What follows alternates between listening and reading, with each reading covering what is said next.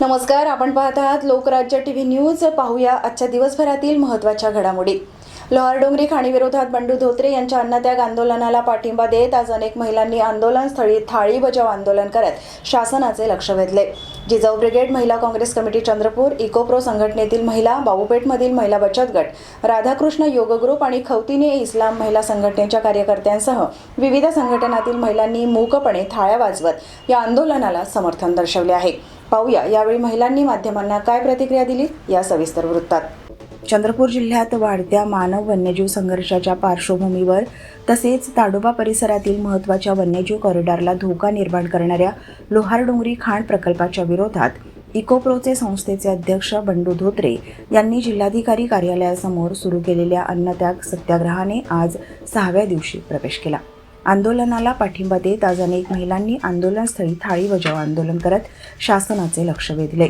Jijau brigade महिला Congress committee Chandrapur, इकोप्रो संघटनेतील महिला, बाबूपेठमधील महिला बचत गट, राधाकृष्ण योग ग्रुप आणि खवतीने इस्लाम महिला संघटनेच्या कार्यकर्त्यांसह विविध संघटनातील महिलांनी मूकपणे थाळ्या वाजवत आंदोलनाला समर्थन दिले।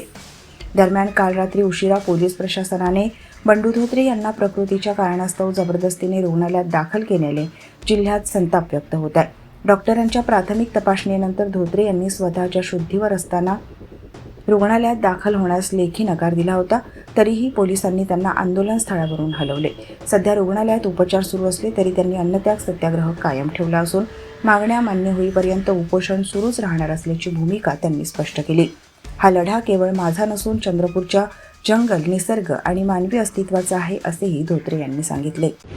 गेल्या 6 दिवसापासून इकोप्रोचे अध्यक्ष बंडूभाऊ धोत्रे या ठिकाणी लोहारडोंगरीची खाण रद्द करण्यात यावी आणि अन्नत्याग आंदोलन करत आहेत। या आंदोलनाला पाठिंबा देण्यासाठी आम्ही बहुसंख्य महिलांनी या ठिकाणी आज थाळी बजाव हे आंदोलन केलेलं आहे। खरं तर आपला जिल्हा हा वाघांचा जिल्हा आहे, ही खूप चांगली गोष्ट आहे, पण या असं सरकारला वाटत आहे का की हा वाघांनी मारलेल्या लोकांचा हा जिल्हा व्हावा अशी सरकारची इच्छा आहे का? हा खरं तर प्रश्न या निमित्ताने आम्हाला सरकारला विचारायचा आहे। प्रदूषणाचा मुद्दा खूप महत्त्वाचा आहे। चंद्रपूर हे असं ठिकाण आहे की या ठिकाणी खूप मोठ्या प्रमाणात उष्णता असते, उष्णतेसोबतच प्रदूषणही आहे आणि प्रत्येक घरामध्ये दम्याचे पेशंट हे तुम्हाला सापडतात।